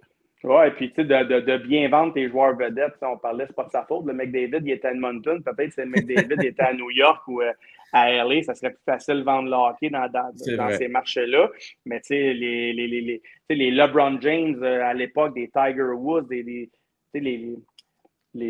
meilleurs joueurs de leur profession, ils se vendent bien. Fait que au hockey, on est moins là encore. C'est sûr, McDavid, c'est pas un gars qui fait plein de TikTok puis qui se vend super bien, puis on le voit partout dans les spectacles, puis tout, comme un LeBron James ou peut-être là, c'est sûr, Messi, c'est une autre affaire, mais des joueurs de football ou peu importe. Donc, c'est ça. C'est une culture, je pense, conservatrice, peut-être que je me trompe, mais à améliorer, puis, tu sais, pour faire accroître le hockey, puis quelque chose qu'on pourrait peut-être vendre un petit peu mieux, là, nos joueurs vedettes là, au nouveau public là, qui regarde le sport présentement. Oui. Merci. Écoute, la petite question, je vais te poser parce qu'on a Phil là, c'est un bon ami de Samuel Montembeault. Puis moi, je vais te dire, j'ai été un ardent défenseur de Samuel l'année passée. J'ai trouvé que ça a pris trop de temps avant qu'on lui donne vraiment la peau. Puis même encore cette année, j'ai l'impression qu'on dirait qu'on a peur de le cataloguer. Puis on ne sait pas encore, c'est pas clair qui va gagner. Écoute, tu coaches, Eric, tu connais la game, tu as joué quand même longtemps. Là. Es-tu d'accord que cette philosophie-là, tu as commencé la saison sans identifier ton gardien numéro 1? Non, c'est sûr, c'est c'est touché. C'est encore là, tu as un vétéran, t'en as deux, là, mais tu sais, je pense, anyway, on ne gagnera pas la Coupe Stanley cette année du côté du Canadien, tant mieux si je me trompe pour tout le monde. Non. Donc, tu sais, le gars t'a amené à un certain niveau l'an passé. Est-ce que Montembeault, c'est Vasilevski? Pas du tout. Mais pour l'instant, c'est lui. Je pense qu'il a quand même gagné ses galons puis gagné le respect pour du moins dire aux jeunes, dire aux joueurs, c'est toi le premier puis tu as un poste à perdre. Dans le fond, on te le donne puis écoute, gars, ça va bien, c'est toi, puis on se débrouillera avec Jake Allen après ou de Smith ou peu importe. Fait que là, c'est toi. C'est sûr, peut-être ça va arriver, mais encore là, dans le pro, tu as des égos aussi.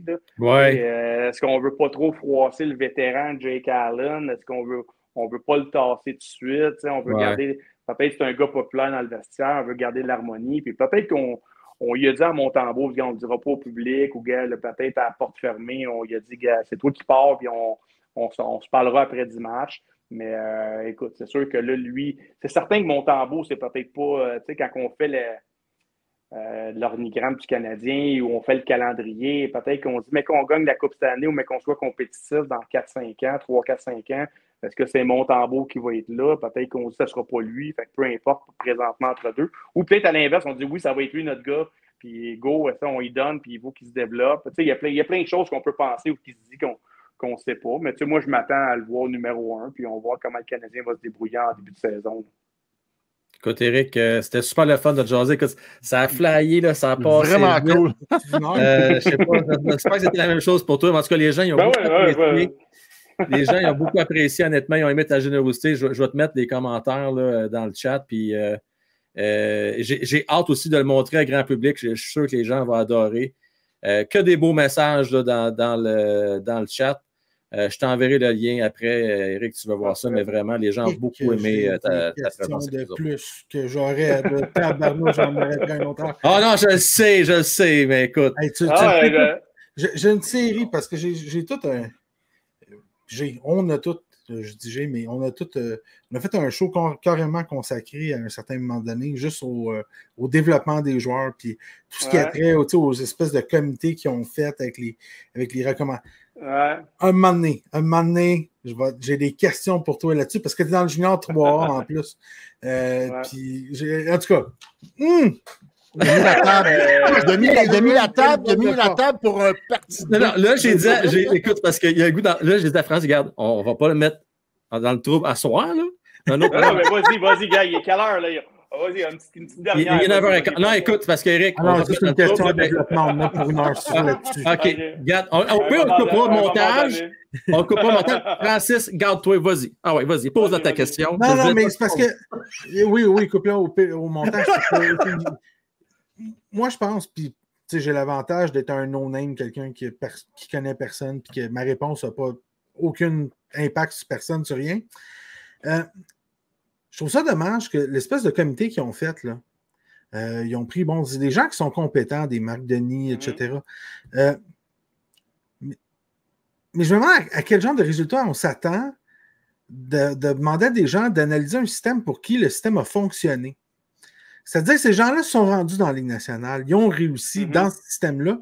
Puis tu demandes à ces gens-là de dire, trouve-moi les failles dans le système. Tu sais, je n'ai pas vu de Mohamed de Montréal-Nord dans ce comité-là. Savoir pourquoi ton fils ne joue pas. Je n'ai pas vu Joey Juneau, par exemple, qui pour moi est une personne qui devrait être une personne clé, qui a pris une communauté où ce n'est pas supposé marcher.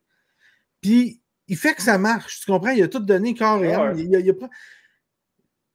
Il me semble que c'était comme pipé d'avance que c'était pour ne pas donner de grands résultats, cette chose-là. Fait que, tu sais, je ne sais pas qu'est-ce que toi t'en penses, mais moi, c'est mon impression. Puis c'est pas la faute des gens. Non, je comprends ce que tu dis, mais par contre, les gens, là, je pense, parce que Marc Denis, je le connais bien, puis j'ai coaché ces garçons, puis je coach encore un de ces garçons. C'est quand même des gars qui ont, performer puis percer avec un ancien peut-être ou l'ancien système ou un système X, mais ils sont quand même impliqués dans le hockey depuis des années parce qu'eux ont eu des enfants puis ils savent un peu comment que ça fonctionne puis pourquoi on est en arrière ou pourquoi ça fonctionne pas ça. Fait que je les excuse pas, mais c'est sûr, là, à un moment donné, je parlais à Justin Thibault puis c'est quand même assez bureaucratique, ce genre de truc-là. Là, t'envoies ça après ça au ministère, au gouvernement, puis là, ça reste ses tablettes, puis il n'y a jamais rien qui sort de ça. Là. Fait que, mais tu sais, en même temps, et même moi, tu me demanderais ta prochaine question, Éric, c'est quoi qui ne fonctionne pas au Québec?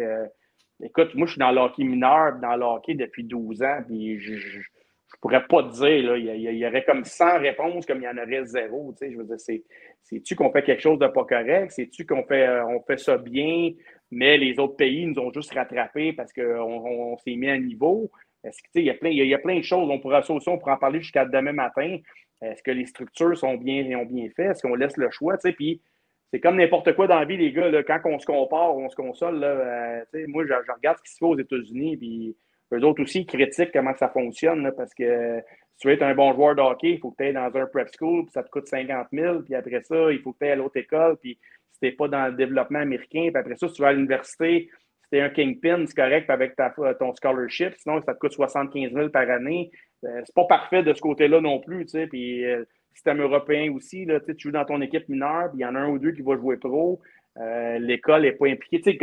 Ça pour dire que tout le monde a ses points forts. C'est ça. Il n'y a pas de système parfait, mais c'est sûr qu'au Québec. Je suis content que tu amènes ce point-là, Eric, parce que moi, j'avais la perception de dire qu'on ça devrait passer par les écoles. Ils devraient, comme on le fait au football ou dans d'autres sports américains, mais je n'ai pas vu la notion que ça coûtait. C'est vrai qu'aux États-Unis, c'est un autre système. Là. On s'entend qu'au Québec, ça ne coûte pas 50 000 d'envoyer nos enfants, que ce soit sur l'école privée. Mais, Colin, il n'y aurait pas moyen d'avoir. On commence un peu d'en voir au niveau universitaire, mais ça reste que c'est très, comment je pourrais dire, marginal. Ce ne serait pas un avenir qui pourrait être considéré? Ben oui, c'est sûr, parce que ce qui arrive au Québec aussi, puis c'est partout au Canada, là, je dirais une des failles que moi je trouve, là, puis peut-être je me trompe, c'est qu'on ferme l'entonnoir rapidement. Là. Le jeune, s'il ne joue pas Bantam 3A, t'es mort. Là. Puis là, tu as 14 ans, t'es pas fini, mais t'es pas mal fini parce que tu n'as pas fait le Bantam 3 dans ta région. Puis des fois, peut-être ton 16e joueur que tu as coupé, mais c'est peut-être lui tantôt qui serait devenu bon parce qu'il aurait pris 3 pouces puis ça serait entraîné comme un malade. Donc, je trouve qu'on élimine les joueurs très rapidement au Québec. Puis là, on reste avec des minimes parties. Puis là, oui, tu as l'exceptionnel qui va passer puis tout, mais le reste, on garoche ça assez tôt. Parce qu'on met ça dans les écoles, mais c'est pas tout le monde qui a accès non plus. C'est ça, il y a plein. On pourrait en parler jusqu'à demain matin. Puis, il y a des équipes juniors majeures plus que dans mon temps, mais est-ce que ça a vraiment augmenté le nombre de joueurs québécois? Moi, je pense pas. Ça a augmenté le nombre de joueurs des Maritimes, oui, mais il n'y a pas plus de joueurs québécois. Est-ce que c'est pertinent d'avoir des Européens, oui ou non, au niveau junior, parce qu'il y a 2 petits Québécois qui ne font pas l'équipe? Il y a plein de questionnements comme ça. Est-ce que les entraîneurs sont bien rémunérés au Québec? On veut bien développer, mais viens coacher mon équipe, mais je vais te donner 5 000 $ pour être là avec eux autres 7 jours par semaine. Puis là, les parents sont en arrière, puis let's go. Tandis que le gars en Europe, lui, c'est sa job à temps plein aux États-Unis, puis il fait un salaire convenable. Il y a plein de choses à voir. Dans les écoles secondaires, là, les coachs sont payés, je ne dis pas qu'ils sont payés des 150 000 par année, mais les gars sont payés 60. Même les responsables, normalement, moi j'en connais un exemple, j'ai un de mes amis, c'est un responsable au niveau scolaire, des sports scolaires, de l'organisation des sports scolaires, donc de toutes les équipes d'une école privée. C'est un gars qui gagne très, très bien sa vie en faisant ça. Puis les coachs, c'est des coachs à temps plein qui sont engagés, qui sont aussi soit profs d'éducation physique ou coachs à temps plein, etc., qui gagnent très bien leur vie avec ça. Ce qui n'est pas le cas quand dans un système exemple, comme même le junior majeur doit être pas si mal, mais tu sais, comme au junior 3A.